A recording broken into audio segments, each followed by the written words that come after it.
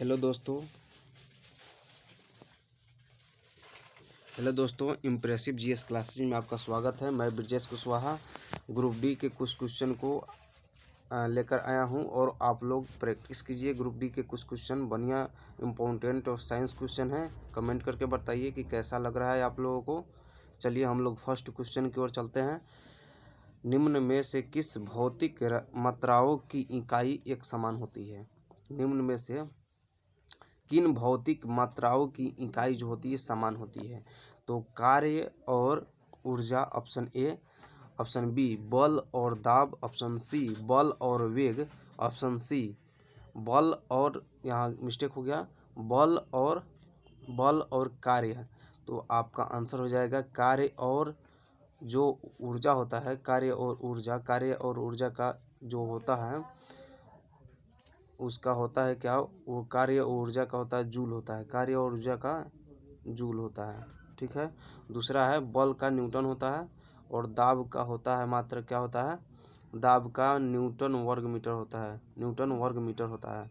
बल का न्यूटन होता है। संवेग का होता है केजी मीटर प्रति सेकेंड। केजी मीटर प्रति सेकेंड होता है। केजी मीटर प्रति सेकेंड संवेग का ऐसे मात्रक होता है केजी मीटर प्रति सेकेंड होता है। चलिए, बल का न्यूटन होता है, कार्य का ऐसे मात्रक जूल होता है। तो ये दोनों है समान है। कार्य का भी जूल होता है और ऊर्जा का भी मात्रक जो होता है जूल होता है। इसीलिए आपका आंसर फर्स्ट आंसर हो जाएगा। चलिए दूसरे क्वेश्चन की ओर चलते हैं हम लोग। भार की एसआई इकाई डॉट की एसआई इकाई के बराबर होता है। तो भार का जो होता है भार का न्यूटन होता है। भार का न्यूटन होता है बल। चलिए बल हो जाएगा आपका आंसर। बल आपका आंसर जो होगा ये बल हो जाएगा। बल। चलिए आवेग जो होता है त्वरण का होता है मीटर प्रति सेकेंड स्क्वायर। मीटर प्रति सेकेंड त्वरण का ऐसे ही मात्रक होता है मीटर प्रति सेकेंड स्क्वायर। मीटर प्रति सेकेंड स्क्वायर होता है। द्रव्यमान का किलोग्राम होता है। द्रव्यमान का किलोग्राम द्रव्यमान का किलोग्राम होता है। और आवेग का होता है, आवेग का ऐसे ही मात्रक न्यूटन जो होता है न्यूटन सेकेंड होता है। आवेग का न्यूटन सेकेंड होता है। आवेग का न्यूटन सेकेंड। आपका आंसर हो जाएगा बल हो जाएगा। आपका आंसर क्या होगा? बल हो जाएगा। चलिए दूसरे क्वेश्चन की ओर चलते हैं। दूसरे क्वेश्चन की ओर हम चलतेंगे।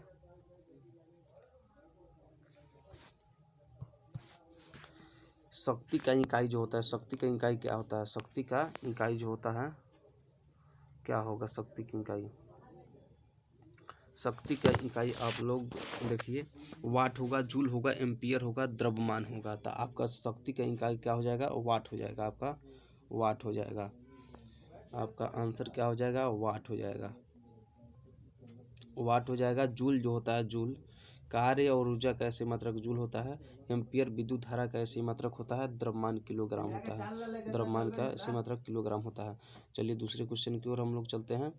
चलिए, पृथ्वी से लेकर सूर्य तक की अनुमानित दूरी की इकाई क्या है? पृथ्वी से लेकर सूर्य तक के अनुमानित दूरी की इकाई क्या होती है? तो आपका जो होता है सूर्य और पृथ्वी के बीच के दूरी को क्या कहते हैं? एस्ट्रोनॉमिकल यूनिट कहा जाता है। Astronomical unit. तो आपका आंसर क्या होगा? एस्ट्रोनॉमिकल यूनिट होगा। सूर्य से पृथ्वी के बीच की दूरी को ही क्या कहा जाता है? एस्ट्रोनॉमिकल कहा जाता है। तो उसी को एस्ट्रोनॉमिकल यूनिट कहा जाएगा। चलिए, केल्विन जूल जो होता है जूल अब अभी बताए हैं। चलिए दूसरे क्वेश्चन की ओर। विस्थापन के एसआई मात्रक होता है। विस्थापन का एसआई मात्रक जो होता है विस्थापन क्या होता है? तो विस्थापन सबसे पहले क्या होगा कि किसी वस्तु द्वारा प्रारंभिक स्थान से और अंतिम स्थान के बीच का जो होता है एक निश्चित दूरी, उसी को विस्थापन कहा जाता है। विस्थापन का एसआई मात्रक जो होता है मीटर होता है। विस्थापन का एसआई मात्रक मीटर होता है। विस्थापन का एसआई मात्रक मीटर होता है। चलिए दूसरे क्वेश्चन की ओर हम लोग चलते हैं। चलिए, सामर्थ्य का एसआई इकाई क्या है? सामर्थ्य का एसआई इकाई क्या है? सामर्थ्य का। तो आपका फर्स्ट ऑप्शन है एम्पियर, सेकेंड ऑप्शन जूल है, तीसरा ऑप्शन है आपका वाट और चौथा ऑप्शन है मीटर प्रति सेकेंड। तो आपका सामर्थ्य का ऐसे ही मात्रक जो होता है वाट जो होता है, सामर्थ्य का ऐसे मात्रक क्या होता है वाट होता है, वाट होता है सामर्थ्य का ऐसे ही मात्रक। इसका जो दूसरा होता है जूल प्रति सेकंड होता है, जूल प्रति सेकंड इसका दूसरा जो होता है, दूसरा जूल प्रति सेकंड होता है, जूल प्रति सेकंड होता है, सेकंड होता है जूल प्रति सेकंड होता है, जूल प्रति सेकंड, जूल प्रति सेकंड होता है। चलिए दूसरे क्वेश्चन की ओर चलते हैं हम लोग। मंदता का एसआई इकाई क्या है, मंदता का एसआई इकाई क्या है। मंदाता सबसे पहले होता क्या है, मंदाता जो होता है वेग में परिवर्तन की दर को त्वरण कहते हैं। त्वरण जो होता है वेग में परिवर्तन की दर होता है, जो आपका वेग परिवर्तन ऋणात्मक अगर हो जाता है तो उसी को क्या कहेंगे मंदाता कहते हैं। वेग में परिवर्तन की दर को त्वरण कहते हैं, वेग में परिवर्तन की दर को क्या कहेंगे, वेग में परिवर्तन की दर को त्वरण। और वेग परिवर्तन अगर ऋणात्मक हो जाता है, ऋणात्मक हो जाता है तो आपका क्या होता है मंदाता कहलाता है। तो आपका ऑप्शन कहती होगा मीटर प्रति सेकंड स्क्वायर हो जाएगा, आपका आंसर क्या होगा मीटर प्रति सेकंड। मंदाता का ऐसे मात्रक होता है मीटर प्रति सेकंड स्क्वायर। चलिए दूसरे क्वेश्चन की ओर चलेंगे। त्वरण वेग का ऐसे ही मात्रक क्या होगा, त्वरण वेग का ऐसा ही मात्रक क्या होता है। तो फर्स्ट ऑप्शन आपका मीटर है, सेकेंड ऑप्शन सेकेंड है, और तीसरा ऑप्शन आपका ओम है, चौथा ऑप्शन ओम मीटर प्रति सेकंड है। तो आपका आंसर हो जाएगा तरंग वेग का ऐसे ही मात्रक मीटर प्रति सेकंड हो जाता है, मीटर प्रति सेकंड आपका तरंग वेग का ऐसे ही मात्रक मीटर प्रति सेकंड हो जाएगा आप आंसर। चलिए दूसरे क्वेश्चन की ओर हम लोग चलेंगे। 1 किलोवाट शक्ति के बराबर होता है, 1 किलोवाट किसके बराबर होता है, 1 किलोवाट किसके बराबर होता है, तो आपको 1000 वाट के बराबर होता है। 1000 वाट जो होता है वाट के बराबर होता है 1 किलोवाट। चलिए दूसरे क्वेश्चन की ओर। निम्न में से कौन सा विसमांगी मिश्रण है, निम्न में से कौन सा विसमांगी मिश्रण है। ऑप्शन आपका है फर्स्ट ऑप्शन ए पीतल, बी पानी में चीनी का घोल, तीसरा ऑप्शन है वायु है, चौथा ऑप्शन आपका दूध है। तो आपका चौथा ऑप्शन आपका हो जाएगा क्या दूध। दूध जो होता है विसमांगी मिश्रण का उदाहरण है, दूध जो होता है विसमांगी मिश्रण का उदाहरण है। चलिए दूसरे क्वेश्चन की ओर हम लोग चलते हैं। निम्न में से कौन सा एक भौतिक परिवर्तन है, निम्न में से कौन सा भौतिक परिवर्तन है। जो बर्फ एक नंबर में है आपका अंगूर के किन विहीन होना, दूसरा है फलों का पकना, तीसरा है बर्फ का पिघलना, चौथा है आपका दूध में दही का जमना। तो आपका जो होता है आपका आंसर होगा फूलों का बर्फ का पिघलना जो होता है भौतिक परिवर्तन है। बर्फ का पिघलना क्या है भौतिक परिवर्तन है। बाकी दूध से दही का जमना, बाकी सब तीनों क्या है आपका रासायनिक परिवर्तन है। चलिए दूसरे क्वेश्चन की ओर चलते हैं हम लोग। संतुलित रासायनिक समीकरण के अनुरूप होता है, संतुलित रासायनिक समीकरण के अनुरूप होता है। तो आपका आंसर जो होगा द्रव्यमान संरक्षण के नियम जो होता है, द्रव्यमान संरक्षण के नियम संतुलित रासायनिक समीकरण के अनुरूप होता है, संतुलित रासायनिक समीकरण के अनुरूप हो जाएगा आपका द्रव्यमान संरक्षण का नियम। चलिए दूसरे क्वेश्चन की ओर हम लोग चलते हैं। डाल्टन का सिद्धांत आधारित है, डाल्टन का जो सिद्धांत होता है वह आधारित है। डाल्टन का सिद्धांत जो होता है आपका फर्स्ट आंसर हो जाएगा रासायनिक संयोजन के सिद्धांत पर, आपका आंसर हो जाएगा रासायनिक संयोजन के सिद्धांत पर, नियम पर आधारित होता है डाल्टन का सिद्धांत। चलिए दूसरे क्वेश्चन की ओर चलते हैं। निम्न में से, चलिए कमेंट करके आप लोग बताइए, और 20 क्वेश्चनों में से आप लोग प्रैक्टिस के साथ कितना आप लोग का सही हुआ और कितना गलत हुआ, चलिए आप लोग बताते रहिए।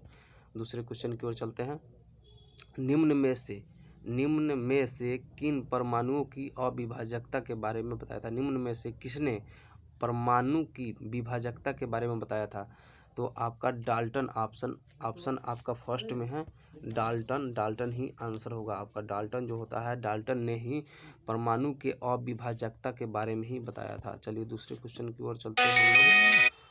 दूसरे क्वेश्चन की ओर। पदार्थ का वह सबसे छोटा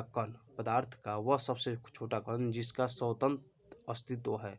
मतलब अणु का जो होता है, अणु का उसका स्वतंत्र अस्तित्व होता है, तो इसीलिए आपका आंसर जो होता है अणु हो जाएगा। आपका आंसर क्या हुआ? अणु ही हो जाएगा। चलिए दूसरे क्वेश्चन की ओर हम लोग चलते हैं। पानी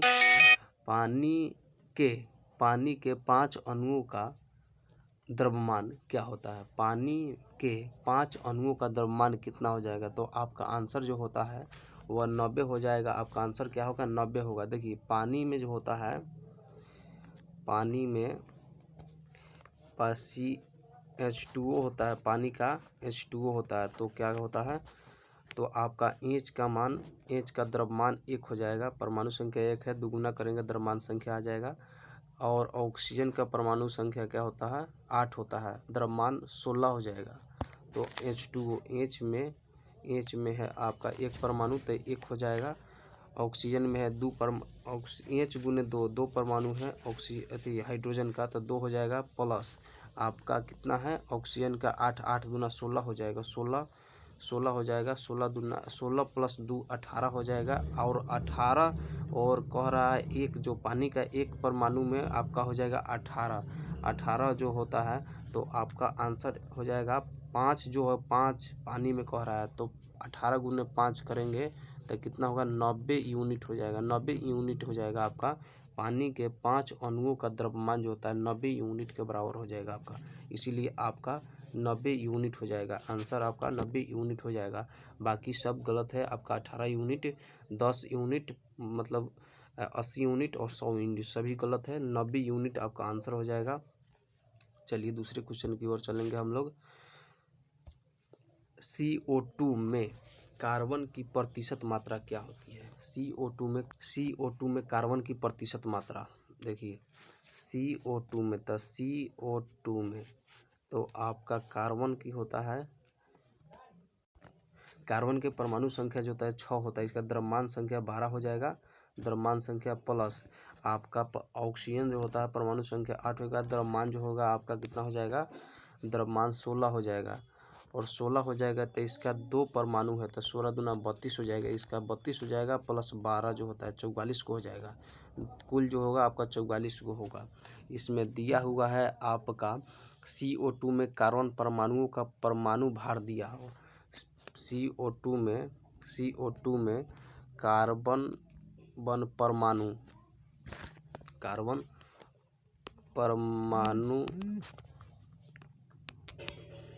का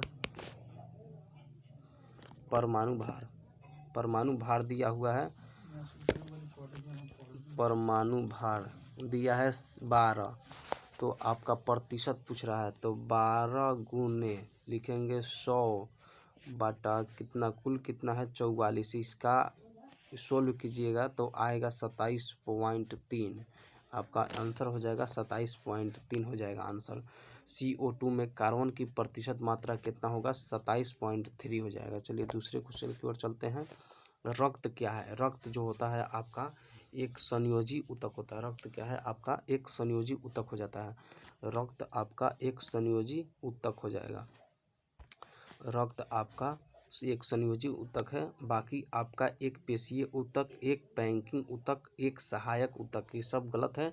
एक संयोजी ऊतक जो होता है आपका रक्त संयोजी ऊतक होता है, जिसका 7.4 होता है आपका pH मान। रक्त का pH मान कितना होता है? क्षारीय होता है। रक्त का pH मान कितना? 7.4 होता है। ये क्षारीय होता है, थोड़ा क्षारीय ये होता है। चलिए दूसरे क्वेश्चन की ओर हम लोग चलते हैं। पानी में हाइड्रोजन तथा ऑक्सीजन के द्रव्यमान में उपस्थित होता है। तो पानी जो होता है आपका फर्स्ट ऑप्शन है 3.1, सेकेंड ऑप्शन है 1.8, थर्ड ऑप्शन है आपका 1.2 और फोर्थ ऑप्शन है 8.1। तो आपका आंसर जो होगा 1.8 होता है। आपका आंसर क्या होता है? 1.8 होगा आपका आंसर। द्रव्यमान में ये होता है, पानी में जो होता है हाइड्रोजन और ऑक्सीजन का द्रव्यमान ये होता है 1.8 होगा द्रव्यमान। अगर आयतन पानी में पूछ दिया जाए, पानी में ऑक्सीजन और हाइड्रोजन और ऑक्सीजन का आयतन अगर पूछ दे तो आपका कितना ऑप्शन हो जाएगा, 2 अनुपात जो होता है 2 अनुपात 1 अनुपात हो जाएगा। अगर आयतन पूछ दे पानी में हाइड्रोजन और तथा ऑक्सीजन का, तो 2.1 हो जाएगा। और आपका पानी में हाइड्रोजन और ऑक्सीजन का द्रव्यमान पूछ दे तो 1.8 हो जाएगा, आपका 1.8 हो जाएगा। चलिए हम लोग चलते हैं अगले क्वेश्चन की ओर, अंतिम क्वेश्चन की ओर। चलिए, कोशिका सिद्धांत निम्न में से किस पर लागू नहीं होता है। कोशिका जो सिद्धांत होता है निम्न में से किस पर लागू नहीं होता है।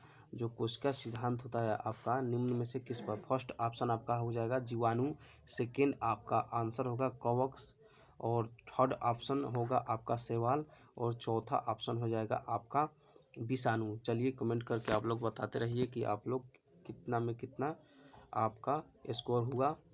और लाइक कीजिए, सब्सक्राइब कीजिए और शेयर कीजिए अपने दोस्तों के साथ, ताकि एग्ज़ाम आपका नज़दीक है और जो ज़्यादा से ज़्यादा आप लोगों के हेल्प कर सकूं, इसीलिए आप लोग लाइक कीजिए, सब्सक्राइब कीजिए, शेयर भी कीजिए।